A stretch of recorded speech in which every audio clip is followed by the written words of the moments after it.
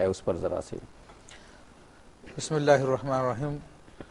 دیکھیں صدقہ اسلام کی بڑے اہم چیزوں میں سے ایک حکموں میں سے ایک اہم حکم ہے جس کا اللہ تبارک و تعالیٰ نے قرآن مجید میں بھی حکم دیا، نبی کریم صلی اللہ تعالیٰ علیہ وآلہ وسلم کی احادیث مبارکہ میں بھی اس کا ذکر آیا، اور باقاعدہ شریعت مطہرہ نے اس کے احکام بھی بڑے تفصیل سے بیان کیے. بہرحال صدقہ جو ہے وہ بلاؤں کو روکتا ہے. اس کا سب سے بڑا فائدہ جو حدیث کریمہ میں بیان کیا گیا ہے کہ صدقہ اور بلا وہ لڑتی رہتے ہیں، اور صدقہ جو ہے بلا کو اترنے سے روک دیتا ہے. بڑا فائدہ اس کا یہ ہے.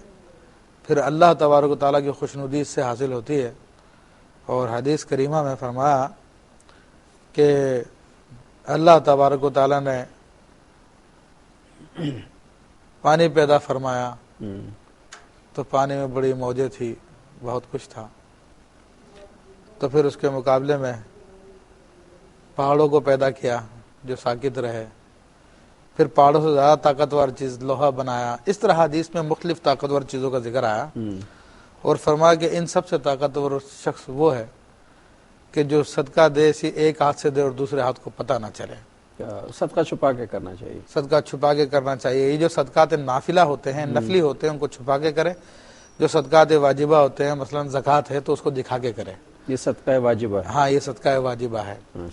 تو فطرہ، جی فطرہ ہے جسے صدقہ واجبہ ہے. تو یہ ہے کہ یہ اللہ تبارک و تعالیٰ کی رضا کا باعث ہے. اور حدیث کریمہ میں اس کی ایک فضیلت یہ بھی بیان کی گئی ہے کہ صدقہ مال میں اضافہ کرتا ہے. لوگ سمجھتے کم ہو جاتا ہے. ہاں، حالانکہ نبی علیہ السلام نے فرمایا کہ 3 چیزوں پہ میں قسم کھا سکتا ہوں. قسم کھا کر کہتا ہوں ایک یہ ہے کہ صدقہ دینے سے مال کم نہیں ہوتا بلکہ بڑھتا ہے. تو یہ نبی علیہ السلام نے خاص اس کی تاکید دلائی، خاص اس کی مطلب کہ توجہ دلائی ہمیں. اور صدقے ہی کی صورت ایک زکوٰۃ بھی ہے، تو اس کے بارے میں نبی کریم صلی اللہ علیہ وسلم کا ارشاد گرامی ہے کہ روئے زمین پر کوئی مال تلف نہیں ہوتا مگر زکوٰۃ کی نہ ادا کرنے کی وجہ سے تلف ہوتا ہے. یعنی کوئی مال ضائع اس وقت ہوتا ہے جب اس کی زکوٰۃ نہ دی جائے. جب زکوٰۃ نہ دی جائے. اسی طرح صدقہ جو ہے حفاظت بھی ہے.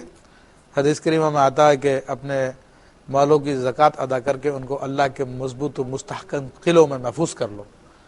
تو بے شمار اس کے فضائل برکات ہے. صدقہ دینے سے انسان کے دل میں نرمی پیدا ہوتی ہے، اور اس سے اللہ کا اس کو قرب حاصل ہوتا ہے. کیونکہ بہت سارے گناہ ایسے ہوتے ہیں جو دل پہ ایسی سختی لگاتے ہیں کہ توبہ استغفار کرنے کی وجہ سے، وظائف پڑھنے سے وہ دور نہیں ہوتے.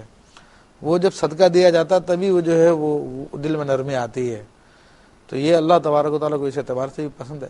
اور پھر یہ کہ اللہ تبارک و تعالیٰ کا حکم ہے کہ اس کے غریب بندوں کی، اس کے مجبور بندوں کی مدد کی جائے، جس کو آج کل خدمت انسانیت کے نام سے